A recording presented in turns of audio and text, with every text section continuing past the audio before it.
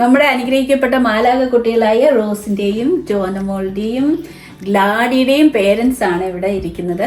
അവര് ജോലിയൊക്കെ കഴിഞ്ഞ് എപ്പോഴും ഡ്യൂട്ടിയിൽ കുഞ്ഞുങ്ങളെ പല ക്രിസ്ത്യൻ പ്രോഗ്രാമിനും ഒക്കെ കൊണ്ടുപോയി അങ്ങനെ നല്ല ശിക്ഷണത്തിൽ നല്ല ദൈവിക രീതിയിൽ വളർത്തുന്ന ഒരു പേരൻസ് ആണ്. നമുക്ക് കേൾക്കാം അവരിൽ നിന്ന് എങ്ങനെയാണ് അവര് കുഞ്ഞുങ്ങളെ വളർത്തുന്നത്. ഈ ലോകത്തിൽ ഇപ്പോൾ നമുക്ക് ഫേസ് ചെയ്യുന്ന ഏറ്റവും വലിയൊരു പ്രോബ്ലമാണ് അസമാധാനമാണ് പല വീടുകളിലും കുഞ്ഞുങ്ങൾ മൂലം ഉണ്ടാകുന്നത്. അപ്പോൾ നമുക്ക് ഇവരിൽ നിന്ന് കേൾക്കാം എങ്ങനെയാണ് കർത്താവിൽ ഒരു നമ്മുടെ കുഞ്ഞുങ്ങളെ വളർത്തുവാൻ സാധിക്കുന്നതെന്ന് നമുക്ക് കേൾക്കാം. ഇത് സിസ്റ്റർ ജാൻസി ആൻഡ് ബ്രദർ സാഗു. നിങ്ങൾ കുഞ്ഞുങ്ങളെ എങ്ങനെയാണ് കർത്താവിൽ ഇത്രയും ഈ 3 കുഞ്ഞുങ്ങളെയും ജോലിയൊക്കെ കഴിഞ്ഞിട്ട് അവരെ എങ്ങനെയാണ് കർത്താവിൽ ട്രെയിൻ ചെയ്യുന്നത്? ഒരു പുതിയ തലമുറകൾക്ക്, പുതിയ പേരൻസിന്, മാതാപിതാക്കൾക്ക് എങ്ങനെയാ എന്ത് പറഞ്ഞു കൊടുക്കാൻ പറ്റും? ഈ പുതിയ മാതാപിതാക്കൾക്ക്, പുതിയൊരു അമ്മയ്ക്ക് കുഞ്ഞുങ്ങളെ എങ്ങനെ കർത്താവിൽ വളർത്തുവാൻ സഹായിക്കാൻ വേണ്ടിയിട്ട് പറയാൻ പറ്റുമോ? നിങ്ങളുടെ ജീവിതം, നിങ്ങൾ എങ്ങനെ കുഞ്ഞുങ്ങളെ വളർത്തുന്നത് എന്ന്. Praise the Lord. ദൈവനാമം മഹത്വപ്പെടുമാറാകട്ടെ. എൻ്റെ പേര് ജാൻസി. ദൈവം ഞങ്ങൾക്ക് ദാനമായി 3 കുഞ്ഞുങ്ങളെ തന്നു. ഞങ്ങളുടെ ജീവിതത്തിലെ ഏറ്റവും വലിയ ആഗ്രഹം ഈ കുഞ്ഞുങ്ങളെ ദൈവരാജ്യത്ത് കൊണ്ടെത്തിക്കുക എന്നുള്ളതാണ്. അതിനുവേണ്ടി ഞങ്ങളാവോളം ഞങ്ങളെ കൊണ്ട് എന്ത് ചെയ്യാൻ സാധിക്കുമോ അത് ചെയ്യുക, അവരെ ദൈവത്തിൻ്റെ രാജ്യത്തിലാക്കുക. അതേപോലെ അനേകരെ ക്രിസ്തുവിലേക്ക് ആനയിക്കുവാൻ മാതൃകയുള്ള കുഞ്ഞുങ്ങളായി അനേകരെ ക്രിസ്തുവിലേക്ക് നയിക്കുന്നവരായി തീരണേ, ദൈവനാമ മഹത്വത്തിനാക്കി ഇവരെ വളർത്തണേ എന്നാണ് ഞങ്ങളുടെ എല്ലാവരുടെയും പ്രാർത്ഥന എല്ലാ ദിവസവും. അതിനോടുകൂടി ഞങ്ങളുടെ സൈഡിൽ നിന്ന് ഞങ്ങൾ മാക്സിമം പരിശ്രമിക്കുന്നു അതിനുവേണ്ടി. എന്ന് വെച്ചാൽ ഞങ്ങൾ ഫാമിലി ആയിട്ട് ടൈം കൂടുതൽ സ്പെൻഡ് ചെയ്യുന്നു. ഈവൻ ദോ ഒത്തിരി ബിസി ആയിട്ടുള്ള സ്കെഡ്യൂളൊക്കെ ആണെങ്കിലും എത്ര സമയം ഇല്ലെങ്കിലും കുറച്ച് സമയം എന്നും കുഞ്ഞുങ്ങളുമായിട്ട് സ്പെൻഡ് ചെയ്യാൻ ഞങ്ങൾ ശ്രമിക്കാറുണ്ട്. അതുപോലെ തന്നെ ചെയ്യുന്നത് കാര്യം എന്ന് വെച്ചാൽ അവരോട് കളിക്കും. ചിലപ്പോഴൊന്നും നമുക്ക് സമയമൊന്നും അതേപോലെ കിട്ടത്തില്ല, എങ്കിലും കിട്ടുന്ന സമയമൊക്കെ അവരോട് ശ്രമിക്കും. പിന്നെ ഇപ്പോഴത്തെ ജനറേഷൻ അല്ലയോ, അവർക്കെല്ലാം എപ്പോഴും കാർട്ടൂൺ കാണണമെന്നും TV കാണണമെന്നും ഒക്കെയാണ്. എങ്കിലും നമ്മൾ ഒരു അവരെ കാണിക്കും, ആവശ്യത്തിനുള്ള കാർട്ടൂൺസൊക്കെ കാണിക്കും. പക്ഷെ ഒരു പർട്ടിക്കുലർ ടൈമിൽ വേണ്ടി മാത്രമേ നമ്മൾ കാണിക്കൂ. അല്ലാതെ എപ്പോഴും അവരിരുന്ന് കണ്ടോട്ടെ, അവർക്ക് ഇഷ്ടമുള്ളതൊക്കെ കണ്ടോട്ടെ എന്ന് നമ്മളതിന് സമ്മതിക്കാറില്ല. പിന്നെ ഏറ്റവും വലിയ ഒരു കാര്യം എന്ന് വെച്ചാൽ എവിടെ പോയാലും പോകുന്നതിന് മുന്നേ അവരെ പ്രാർത്ഥിക്കാൻ ഞങ്ങൾ പഠിപ്പിച്ചിട്ടുണ്ട്. അതുകൊണ്ട് സ്കൂളിൽ പോകുന്നതിന് മുമ്പ് എല്ലാ ദിവസവും എന്തൊക്കെ വന്നെന്ന് പറഞ്ഞാലും അവർ പ്രാർത്ഥിച്ചിട്ടാണ് പോകുന്നത്. പിന്നെ രാവിലെ എഴുന്നേൽക്കുമ്പോൾ എന്നും കുഞ്ഞുങ്ങൾ പ്രാർത്ഥിക്കും. അതുപോലെ നമ്മളും പ്രാർത്ഥിച്ച് അവരെ കാണിക്കും. അത് കണ്ടാണല്ലോ അവർ വളരുന്നത്. അപ്പം അവർ ഇന്ന് രാവിലെ എഴുന്നേൽക്കുമ്പോൾ പ്രാർത്ഥിക്കും. പിന്നെ കിടക്കുന്നതിന് മുമ്പേ നമ്മൾ തീർച്ചയായിട്ടും പ്രാർത്ഥിക്കും. പിന്നെ ഞങ്ങളുടെ ഫാമിലി പ്രെയറിൽ വൈകിട്ട് സമയത്ത് ഞങ്ങളെല്ലാം കൂടെ ഇരുന്ന് പ്രാർത്ഥിച്ച് പാട്ടുപാടി പ്രാർത്ഥിച്ചൊക്കെ സമയത്ത് നമ്മൾ ബൈബിളിലെ ഓരോ പോർഷൻ ചില സമയത്ത് കണ്ടിന്യൂസ് ആയിട്ട് പോകും. ഇപ്പം ന്യൂ ടെസ്റ്റ്മെന്റിലാണെങ്കിൽ ഒരു ബുക്ക് നമ്മൾ കണ്ടിന്യൂസ് ആയിട്ട് പോകുമ്പോൾ കുഞ്ഞുങ്ങളെ കൊണ്ടത് വായിപ്പിക്കും. അപ്പം ചിലപ്പോൾ അത് കുറച്ച് 2-3 വാക്യങ്ങളൊക്കെ ആവത്തുള്ളായിരിക്കും, ചിലപ്പം ഒരു പാരഗ്രാഫ് കാണും. പക്ഷേ ആ വായിച്ചതിൻ്റെ അർത്ഥം നമ്മളെ കൊണ്ടാവുന്ന വിധത്തിൽ അവരെ പറഞ്ഞ് മനസ്സിലാക്കും. അപ്പം അവർക്ക് അതൊരു വലിയ മുതൽക്കോട്ടാണെന്ന് ഞങ്ങൾ മനസ്സിലാക്കുന്നു. അത് വളരെ അവർക്ക് ഉപകാരവുമാണെന്ന് ഞങ്ങൾ മനസ്സിലാക്കുന്നു. അത് അവരുടെ ജീവിതത്തിൽ ഒത്തിരി മാറ്റങ്ങൾ വരുത്തുന്നുണ്ട്. കാര്യം അങ്ങനെയാണ് അവർ ഹോളി സ്പിരിറ്റ് എന്താണ് എങ്ങനെയാണെന്നൊക്കെ അവർ കേട്ടത്. ഞങ്ങൾ ഇങ്ങനെ പറഞ്ഞു കൊടുത്തു. ദൈവമുണ്ട്, റിയൽ ആണ്, ഇന്ന് നമ്മളോട് സംസാരിക്കുന്ന ദൈവമാണ്, ഹോളി സ്പിരിറ്റ് ഉണ്ട്, നിങ്ങൾക്കും ഹോളി സ്പിരിറ്റ് കിട്ടും, പക്ഷെ ചോദിച്ചാൽ മതി, ദൈവം തന്നോളും. അങ്ങനെ ഒരു ഉപവാസ പ്രാർത്ഥനയിലാണ് ഇവർ രണ്ടുപേരും ദൈവത്തിൻ്റെ ആത്മാവിനെ നിറയപ്പെട്ടതും അന്യഭാഷാ വരത്തോടുകൂടി അവർ ദൈവസന്നിധിയിൽ നിറയപ്പെടുവാൻ ഇടയായി.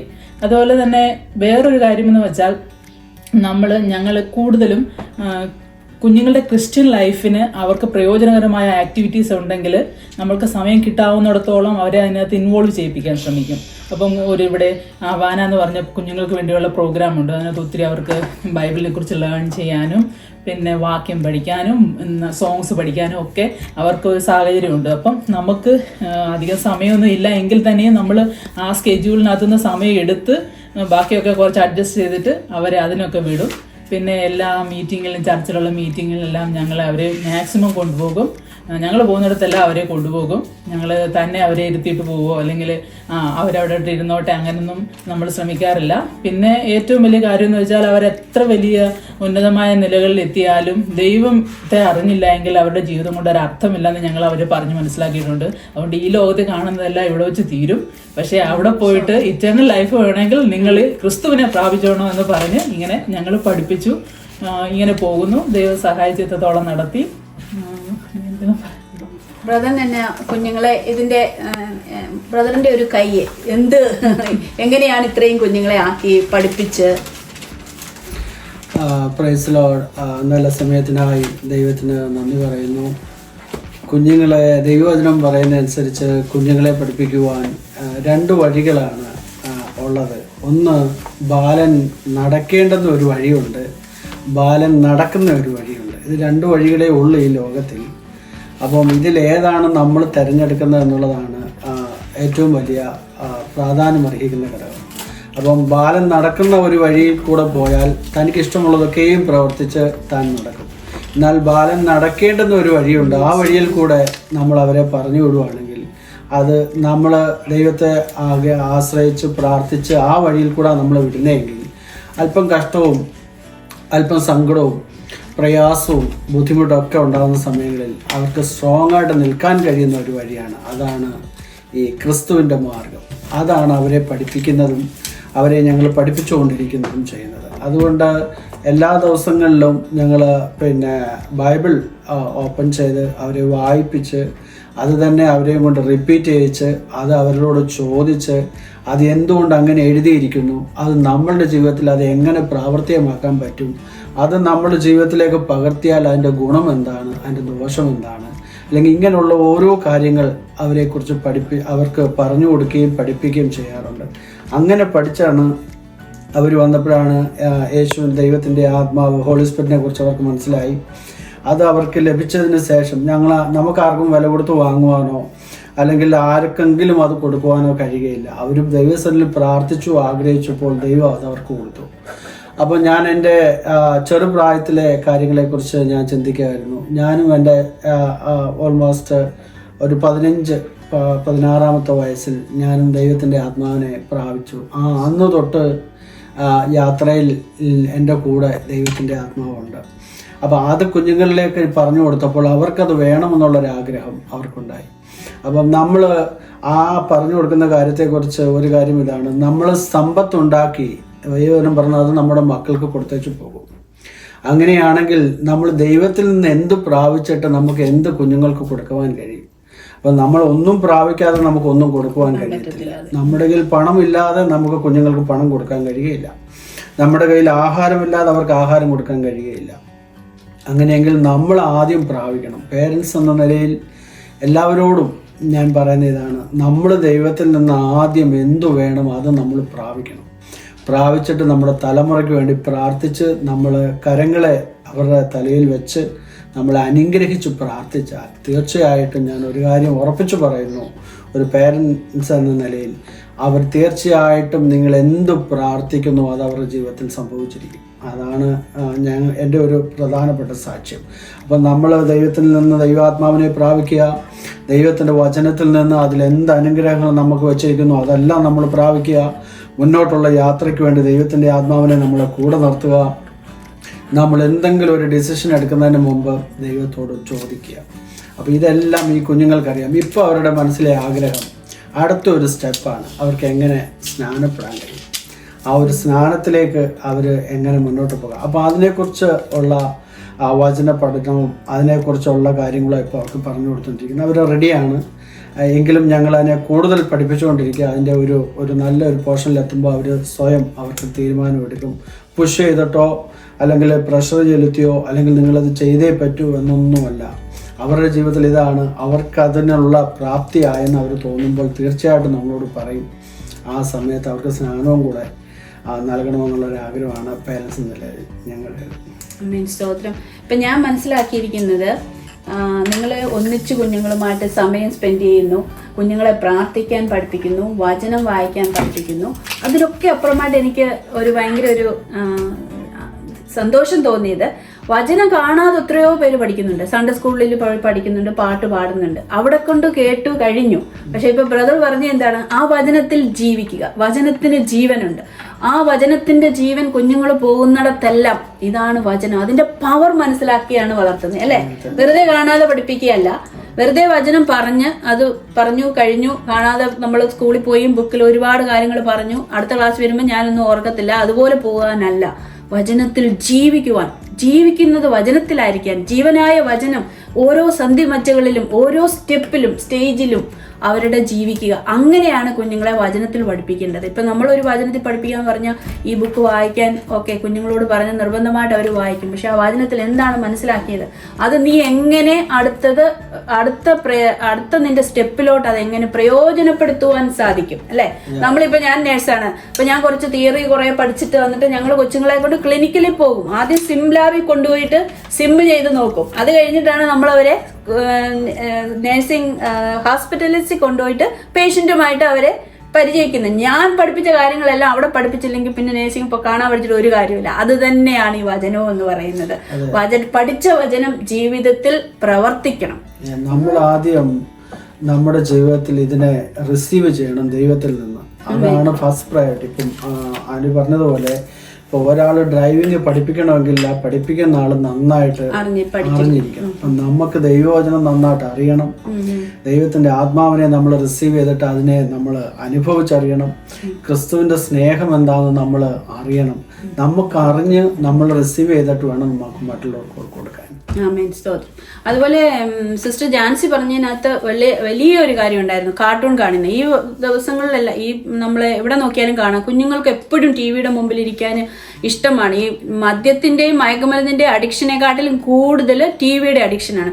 പക്ഷെ ഇപ്പൊ സഹോദരി പറഞ്ഞത് കേട്ടില്ലേ, അവർക്ക് അവരെ അതിനകത്തു നിന്ന് തടസ്സപ്പെടുത്തുന്നില്ല. നോ എന്നുള്ളൊരു വാക്കല്ല വേണ്ടിയത്, അല്പം കൊടുക്കുക. ഇപ്പൊ പലപ്പോഴും പല വീടുകളിലും ചിന്തിക്കുന്നത് നോ, അത് നിനക്കുള്ളതല്ല, അത് നീ തൊടാനുള്ളതല്ല. പിന്നെ എങ്ങനെയാ കുഞ്ഞുങ്ങൾ കാർട്ടൂൺ എന്തുവാന്ന് അറിയുന്നത്? അവരറിയണം ഈ ലോകത്തിൽ എന്താ നടക്കുന്നതെന്നും ആ ചതിയിൽ വീഴാതെ സൂക്ഷിക്കുന്നത് എന്താണെന്ന് അറിയാൻ. കുഴി എന്തുവാന്ന് അറിയാതെ എങ്ങനെ കുഴിക്കാത്ത വീഴുന്നെന്ന് പറഞ്ഞാൽ എന്തു മനസ്സിലാക്കും? കുഴി എന്തുവാണെന്ന് ആദ്യം കാണണം, കുഴി വീഴരുതെന്ന് പറയുമ്പോൾ. അതാണിപ്പോൾ സിസ്റ്റർ ജാൻസി പറഞ്ഞത്. കാർട്ടൂൺ കൊടുക്കും ഇന്ന ഇതാണെന്ന് കാണാൻ, പക്ഷെ അതിനെ അഡിക്റ്റ് ചെയ്യാതിരിക്കാൻ വേണ്ടിയിട്ട് അതിനൊരു കൺട്രോൾ വെച്ചിട്ടുണ്ട്.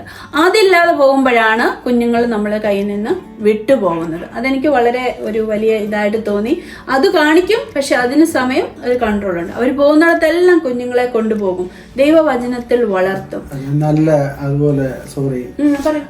അതിനൊരു നല്ല ബുക്കുകൾ നമുക്ക് പണം കൊടുത്ത് നമ്മൾ പല കാര്യങ്ങളും വാങ്ങാറുണ്ട്. കുഞ്ഞുങ്ങൾക്ക് വേണ്ടി നല്ല ബുക്കുകൾ നമ്മൾ വാങ്ങി അവർക്ക് കൊടുത്ത് അവരെയും കൊണ്ട് വായിപ്പിച്ച് അതിനകത്ത് ഒത്തിരി കാര്യങ്ങൾ അവർക്ക് കിട്ടും. ഇപ്പം പല ആളുകൾ എഴുതിയ ബുക്കുകളുണ്ട്. അപ്പം അതിനകത്തൊന്ന് നല്ല നല്ല കണ്ടന്റുകൾ അവരുടെ ജീവിതത്തിൽ അത് അവർ ഇൻ ഫ്യൂച്ചറിലേക്ക് വേണ്ടി അവരെ പിന്നെ ഗൈഡ് ചെയ്യാനും അവർക്കത് പിന്നെ നല്ല രീതിയിൽ അവർക്ക് മുന്നോട്ട് പ്രയോജനപ്പെടുവാനിടയാവും. അപ്പൊ കുഞ്ഞുങ്ങൾ നല്ലതും അറിയണം, പന്നലും അറിയണം. ഇങ്ങനെ ഒരു സംഭവം ഉണ്ട്, ചതി അവിടെ ഒളിഞ്ഞിരിപ്പുണ്ട്, നീ അതിനകത്ത് പെട്ടുപോകരുത്. പെട്ടാൽ എന്തൊക്കെയാണ്, what are the consequences you have to face, അത് കുഞ്ഞുങ്ങൾ അറിഞ്ഞിരിക്കണം. അല്ലെങ്കിൽ കുഞ്ഞുങ്ങൾക്ക് അറിയില്ലല്ലോ. അത് അങ്ങനെയാണ് കുഞ്ഞുങ്ങളെ വളർത്തേണ്ടത്. കുറെ നമ്മൾ കാണാതെ പഠിപ്പിച്ചിട്ട് തത്ത പറയും പോലെ പറഞ്ഞു പഠിച്ചിട്ട് ഒന്നും ഇല്ല. You want to say more? If you want to watch more and more, but then you have arguments with your parents. Like, I want to do this, it seems safe, but then they just say, no, it might not be safe for you. It's not right because we've experienced through this. We know it. Our parents taught us this way, and this is the right way, and we've also known this. So then my parents guide me and my sisters to the right way. They tell me no to some stuff I really want, and then for some stuff I want, they say yes. They see if I need it, if I want it, if it's necessary, or if it's even good for me. Then they get it for me. Good. Yeah. Okay, you can say. And like one time, like when I was at school or at some place, I heard like somebody saying my name and nobody really said it. And I didn't know. And then sometimes it just keeps on telling me. So like sometimes it just calls my name and then it just goes away. So like I think it's like a reminder to do this or not to do that, and it makes me remember something. Holy Spirit is guiding you. Yeah. See, Holy Spirit is guiding the small children. Jesus loves you. When she received Holy Spirit, what do you see? like on that fasting prayer night, I saw on that pastor, I actually saw the fire blazing on him.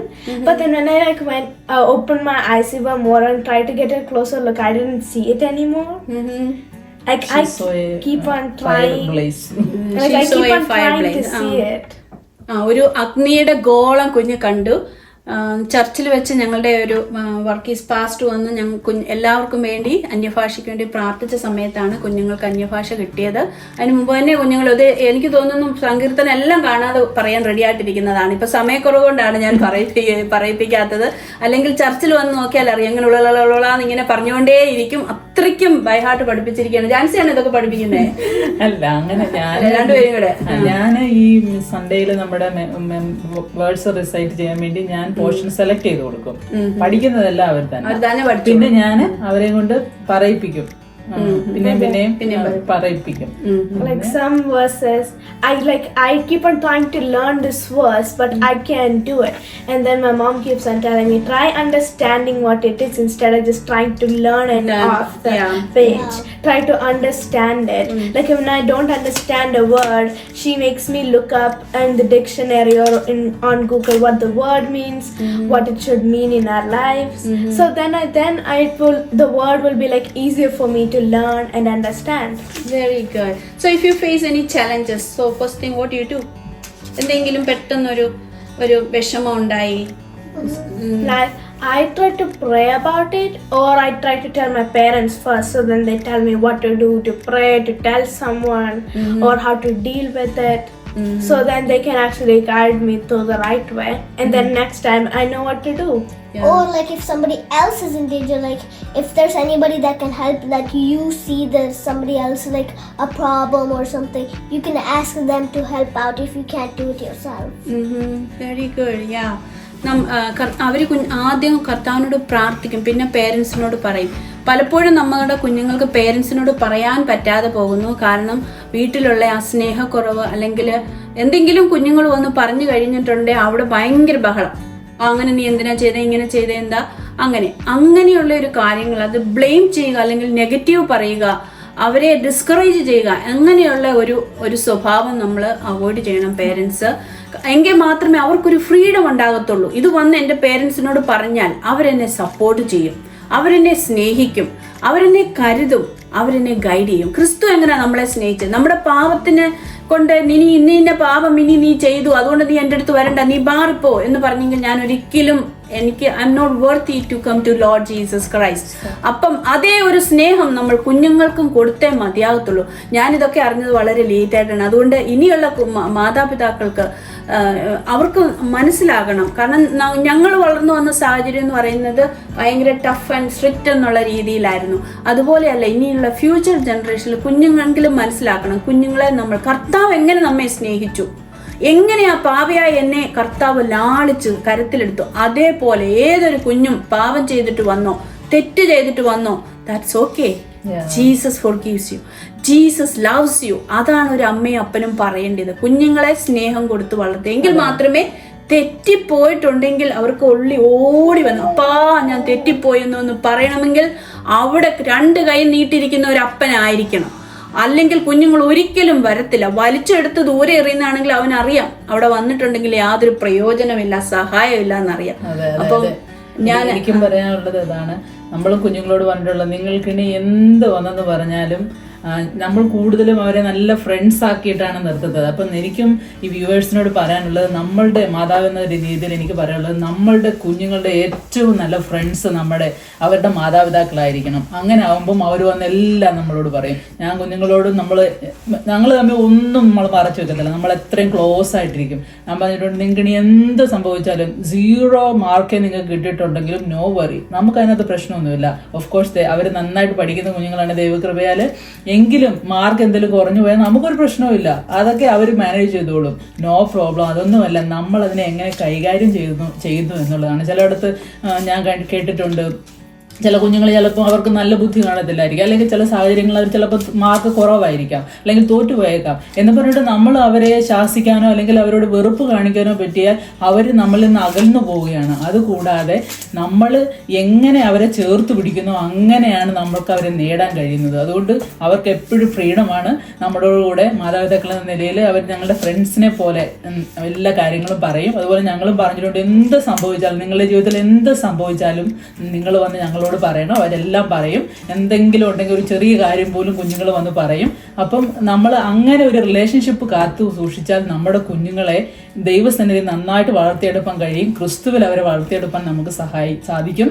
അതുപോലെ തന്നെ പിന്നെ അവരുടെ Marco ഗ്രേഡോ, കാര്യം ഇപ്പം ഈ ഒരു കാലഘട്ടത്തിൽ കോമ്പറ്റീഷനായിട്ടുള്ള ഒരു കാലമാണ്. കുഞ്ഞുങ്ങൾ മറ്റുള്ളവരെക്കാട്ടി കൂടുതൽ മാർക്ക് വാങ്ങുന്ന ഒരു കോമ്പറ്റീറ്റീവ് സ്പിരിറ്റിൽ പോകുന്ന ഒരു സമയമാണ്. അപ്പം അതിൽ നിന്നെല്ലാം വ്യത്യാസമായിട്ട് നമ്മുടെ കുഞ്ഞുങ്ങളെ നമ്മൾ ദൈവസന്നിധിയിൽ ഏറ്റവും മുൻഗണന ദൈവസന്നിധിയിൽ കൊടുത്ത് അവരെ വളർത്തിയാൽ ബാക്കി എല്ലാ കാര്യങ്ങളും അവർ ഓട്ടോമാറ്റിക്കലി കയറി വന്നോളും. അതാണ് ഞങ്ങളുടെ അനുഭവത്തിൽ നിന്ന് പറയാനുള്ളത്. അതുകൊണ്ട് എല്ലാവരും കുഞ്ഞുങ്ങളെ നന്നായി സ്നേഹിക്കുക, കുഞ്ഞുങ്ങളും നമ്മളെ സ്നേഹിക്കുക. അതുകൊണ്ട് സമയം കിട്ടുമ്പോഴൊക്കെ അവർ ചുമ്മാ ഇരിക്കുമ്പോൾ ഞാൻ അവരെ ഹെൽപ്പിന് വിളിക്കും, അവർ ഹെൽപ്പ് ചെയ്യാറുണ്ട്. ചില സമയത്തൊന്നും ചെയ്യാറില്ല, കൊച്ചു കുഞ്ഞുങ്ങളല്ലേ, എങ്കിലും അവരെ കൊണ്ടാവുന്നതൊക്കെ സഹായം ഞാനും മേടിക്കാറുണ്ട്. വീട്ടിലെ ജോലികൾക്കൊക്കെ ആണെങ്കിലും റോസ് ആണെങ്കിലും ക്ലോത്ത്സ് ഒക്കെ നന്നായിട്ട് അടുക്കി വെക്കും, എല്ലാ കാര്യങ്ങളും. അങ്ങനെ കുഞ്ഞു കുഞ്ഞു ജോലികൾ എന്നാലേ നമ്മളുമായിട്ട് ഒരു ഇഴകി ജീവിക്കാൻ പറ്റത്തുള്ളൂ. അല്ലെങ്കിൽ പിന്നെ അവർക്ക് ജസ്റ്റ് എല്ലാ കാര്യങ്ങളും ഉണ്ടാക്കി നമ്മൾ സാധാരണ പോലെ കൊടുത്തു കഴിഞ്ഞാൽ അവർക്ക് അതിന്റെ കാര്യം അറിയത്തില്ല, ലൈഫ് എന്താണെന്ന് അറിയത്തില്ല. അതെ, അപ്പം നമുക്ക് കുഞ്ഞുങ്ങളോട് ഇച്ചിരൂടെ ഇടപെടാനുള്ള സൗകര്യമൊക്കെ കിട്ടും. അതൊരു നല്ല കാര്യമായിട്ട് എനിക്ക് തോന്നുന്നു. I also wanted to add on, if you didn't get, everything is easy, you don't care about anything, you just get everything that you want, and you wouldn't know how life is hard, that when you get older, when you do have to do things by yourself. ആമേൻ, സ്തോത്രം. കുഞ്ഞു പറഞ്ഞത് നമ്മളെല്ലാം കുഞ്ഞുങ്ങൾക്കെല്ലാം കൊടുത്താൽ അത് ഭയങ്കര easy ആയിട്ട് കിട്ടുന്നു, അതിന്റെ വില കുഞ്ഞുങ്ങൾക്ക് മനസ്സിലാകത്തില്ല എന്നുള്ളതാണ്. നമുക്കിവിടെ വൈൻഡപ്പ് ചെയ്യാം. നമ്മൾ എല്ലാ വ്യൂവേഴ്സിനും വേണ്ടി ഞങ്ങളെല്ലാവരും കൂടി കുഞ്ഞുങ്ങളും ചേർന്ന് ഹോളി സ്പിരിറ്റ് നിറഞ്ഞ കുഞ്ഞുങ്ങളാണ്. ഹോളി സ്പിരിറ്റ് എന്ന് പറഞ്ഞാൽ അന്യഭാഷ അടയാളമായിട്ട് ലഭിച്ച കുഞ്ഞുങ്ങളാണ് എൻ്റെ കൂടെ ഇരിക്കുന്നത്. ഈ അനുഗ്രഹിക്കപ്പെട്ട ഫാമിലിയെ നമ്മൾക്ക് കിട്ടിയതിനാൽ ഈ ലോകത്തിലെ മറ്റു പലർക്കും ഒരു മാതൃകയായിട്ട് ആകുവാൻ, കർത്താവിൽ വളരുവാൻ നിങ്ങൾക്കെല്ലാം സഹായിക്കട്ടെ എന്ന് ഞാൻ പ്രാർത്ഥിക്കുന്നു. ഞങ്ങളെല്ലാവരും നിങ്ങൾക്ക് വേണ്ടി പ്രാർത്ഥിക്കുകയാണ്. ഹല്ലേലൂയ, സ്തോത്രം കർത്താവേ, സ്തുതിക്കുന്നു, സ്തോത്രം ചെയ്യുന്നു.